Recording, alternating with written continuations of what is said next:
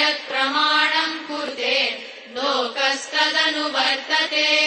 न मे पार्थास्ति कर्तव्यम् त्रिषु लोकेषु किञ्चन नानवाप्तमवाप्तव्यम् वर्त एव च कर्मणि यदि ह्यहम् न वर्तेय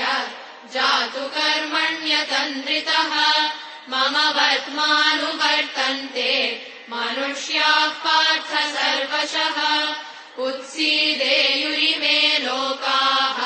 न कुर्याम् कर्म चेदहम् संकरस्य च कर्ता स्याम् उपहन्यामि मा प्रजाः सक्ताः कर्मण्यविद्वांसः यथा कुर्वन्ति भारत कुर्याद्विद्वांस्तथा सक्तः चिकीर्षुर्लोकसङ्ग्रहम् न बुद्धिभेदम् जनयेत् अज्ञानाम् कर्मसङ्गिनाम् जोषयेत् सर्वकर्माणि विद्वान् युक्तः समाचरन् प्रकृते क्रियमाणानि गुणैः कर्माणि सर्वशः अहङ्कारविमूढात्मा कर्ताहमिति मन्यते तत्त्ववित्तु महाबाहो गुणकर्मविभागयोः गुणागुणेषु वर्तन्ते इति मत्वा न सज्जते प्रकृतेर्गुणसम्मूढाः सज्जन्ते गुणकर्मसु तान् कृत्स्नविदो मन्दान् कृत्स्नविन्न विचालयेत् मयि सर्वाणि कर्माणि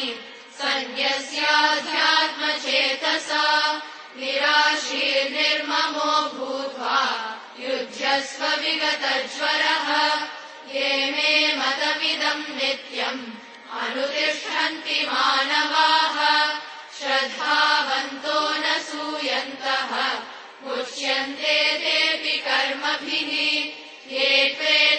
त्वेतदभ्यसूयन्तः नानुतिष्ठन्ति मे मतम् सर्वज्ञानविमूढांस्तान् विद्धि नष्टान चेतसः सदृशम् चेष्टते स्वस्याः प्रकृतेर्ज्ञानवानपि